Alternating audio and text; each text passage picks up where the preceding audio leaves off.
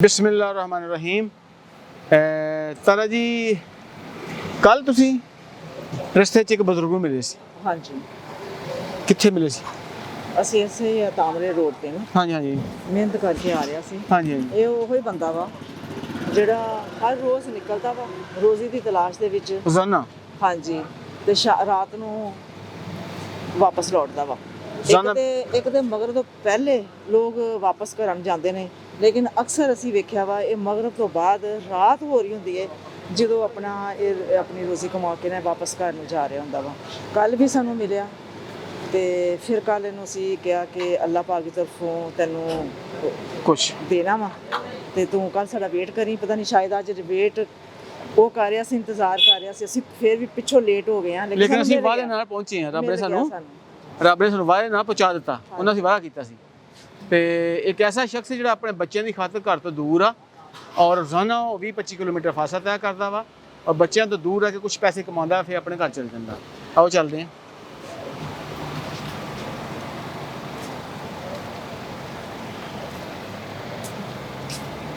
अस्सलाम वालेकुम जी। आवाज़ नहीं थोड़ी आई मैनू। वालेकुम सलाम। की गल सेहत ठीक है जी? बस सेहत हाँ देखो कहते कि सेहत ठीक नहीं लेकिन इस दे बावजूद मेहनत करता पिया वा। ते की ना जी अपना? खादम हुसैन। ते अज की गल है सेहत नूं? ਇਹ ਤਾਂ ਬੁਖਾਰ ਹੋ ਰਹਿੰਦਾ ਨਾਲ ਗੋਲੀਆਂ ਵਾਲੇ ਖਾ ਕੇ। ओए होए होए बुखार दी कैफियत है लेकिन इस दे बावजूद गोलियां खा के ते अपनी मेहनत नहीं छड्डदा पिया। तुहाडे नाल कल मुलाकात होई सी। ਹਾਂਜੀ ਅਸੀਂ ਤੁਹਾਨੂੰ ਕੀ ਵਾਅਦਾ ਕੀਤਾ ਸੀਗਾ? ਵਾਦਾ ਕੀਤਾ ਹੈ ਕਿ ਤੁਹਾਨੂੰ ਮਿਲਾਂਗੇ। ਮਿਲਾਂਗੇ। ਕੱਲ ਵੀ ਲੇਟ ਸੋ ਲੇਕਿਨ ਅੱਜ ਵੀ ਤੁਹਾਨੂੰ ਅਸੀਂ ਮਿਲਣ ਵਾਸਤੇ ਪਹੁੰਚ ਗਏ ਹਾਂ। ਹਾਂਜੀ ਇਹ ਕਿਹੜੀ ਜਗ੍ਹਾ ਜਿੱਥੇ ਤੁਸੀਂ ਖਲੋਤੇ ਹੋ? ਇਹ ਆ ਬਤਾਲੀ ਵਾਲਾ ਪੰਪਾ। ਅੱਛਾ ਅੱਛਾ ਅੱਛਾ ਬਤਾਈਏ ਪੰਪਾ। ਤੇ ਅਸੀਂ ਤੁਹਾਡਾ ਵਾਅਦਾ ਕੀਤਾ ਸੀ। ਅਸੀਂ ਤੁਹਾਡਾ ਵਾਅਦਾ ਕੀਤਾ ਸੀਗਾ ਤੇ ਅੱਲਾਹ ਪਾਕ ਨੇ ਸਾਨੂੰ ਮੌਕੇ ਦਿੱਤਾ, ਅਸੀਂ ਤੁਹਾਡੇ ਕੋਲ ਪਹੁੰਚ ਗਏ ਹਾਂ ਜੀ। ਤੁਸੀਂ ਰਿਜ਼ਕ ਦੀ ਖਾਤਰ ਰੋਜ਼ ਘਰੋਂ ਨਿਕਲਦੇ ਜੇ ਤੇ ਕਦੀ ਕਮਾਈ ਹੁੰਦੀ ਤੇ ਕਦੀ ਨਹੀਂ ਹੁੰਦੀ। ਬਸ ਜੀ ਇਹ ਹੀ ਹੈ, ਇਹਨਾਂ ਦਿਨਾਂ 'ਚ ਬਹੁਤ ਮੰਦਾ ਇਹਨਾਂ ਦਿਨਾਂ 'ਚ ਬਹੁਤਾ ਹੁੰਦਾ ਵਾ। ਕਿਸ ਵਜ੍ਹਾ ਤੋਂ? ਤਾਂ ਮੌਸਮ ਬਦਲ ਗਿਆ। ਮੌਸਮ ਬਦਲਦਾ ਪਿਆ। ਹਾਂ ਵਾਕਈ ਮੌਸਮ ਬਦਲਦਾ ਪਿਆ ਵਾ ਤੇ ਉਹਦੇ ਵਿੱਚ ਆਣ ਕੇ ਕੁਝ ਇਨਸਾਨ ਜਿਹੜਾ ਨਾ ਆਪਣਾ ਰੋਜ਼ੀ ਰੋਟੀ ਮਿਹਨਤ ਕਰਦਾ ਵਾ ਮੌਸਮ ਦੇ ਲਿਹਾਜ਼ ਨਾਲ ਉਹ ਕਾਰੋਬਾਰ ਕਰਦਾ ਵਾ। ਜਿੰਨਾ ਵੀ ਕਰਦਾ ਛੋਟਾ ਵਾ ਜਾਂ ਬੜਾ ਵਾ ਉਹ ਮੌਸਮ ਦੇ ਲਿਹਾਜ਼ ਨਾਲ ਕਰਦਾ। ਜਦੋਂ ਮੌਸਮ ਬਦਲ ਜਾਂਦਾ ਵਾ ਉਦੋਂ ਫਿਰ ਕਾਰੋਬਾਰ 'ਚ ਵੀ ਫਰਕ ਪੈ ਜਾਂਦਾ ਵਾ। ਤੇ ਕੋਈ ਨਹੀਂ ਪਰੇਸ਼ਾਨ ਨਹੀਂ ਹੋਣਾ, ਅੱਲਾਹ ਪਾਕ ਬਿਹਤਰ ਕਰੇਗਾ। ਅੱਲਾਹ ਪਾਕ ਨੇ ਰਿਜ਼ਕ ਦੀ ਖਾਤਰ ਧੱਕੇ ਖਾਂਦੇ ਜੇ ਅੱਲਾਹ ਪਾਕ ਨੇ ਤੁਹਾਡੇ ਘਰ ਤੁਹਾਡੇ ਦਰ ਤੇ ਆ ਕੇ ਰਿਜ਼ਕ ਦੇ ਦਿੱਤਾ ਹੈ। ਲਿਆਓ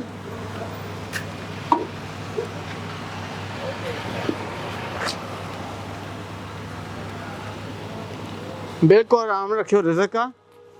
जिसने रिजक की इज्जत की थी उन्हें कभी भुख नहीं देखी। रिजक एक एक दाने की इज्जत करनी चाहिए है। तो अल्लाह पाक वालों तुहाडे ते कोई आसान नहीं। ये तुहाडी अमानत सी साडे कोल जिहड़ी कि तारा जी तुहानूं देण आ गए ने। देखो ऐसे रिजक की खातर इंसान धक्के खांदा है ना। ते अल्लाह पाक दी किन्नी करम नवाजी आ कि अल्लाह पाक ने बुला के अपने बंदे नूं रिजक दिता है। ते दस दिओ कि किन्ने क बड़े आ? ਬਸ ਜੀ ਜਿਹੜੇ ਆਪਣੇ ਕੁਝ ਦਾ अपनी खुशी ना देखो नहीं जी साडी ਇਹ 'ਚ खुशी कोई नहीं है। ਇਹ ਤੇ ਰੱਬ ਦੀ ਮਰਜ਼ੀ ਹੈ ਕਿ ਤੁਹਾਡੇ ਮੁਕੱਦਰਾਂ 'ਚ ਕਿੰਨਾ ਜਾਣਾ ਵਾ, ਤੁਹਾਡੇ ਘਰ 'ਚ ਤੁਹਾਡੇ ਬੱਚਿਆਂ ਨੇ ਕਿੰਨਾ ਖਾਣਾ ਵਾ। ਇਹ ਰੱਬ ਦੀ ਮਰਜ਼ੀ ਹੈ। बड़े के होर ਬਹੁਤ ਬਥੇਰੇ कहंदे बथेरे आ। लियाओ लियाओ लियाओ।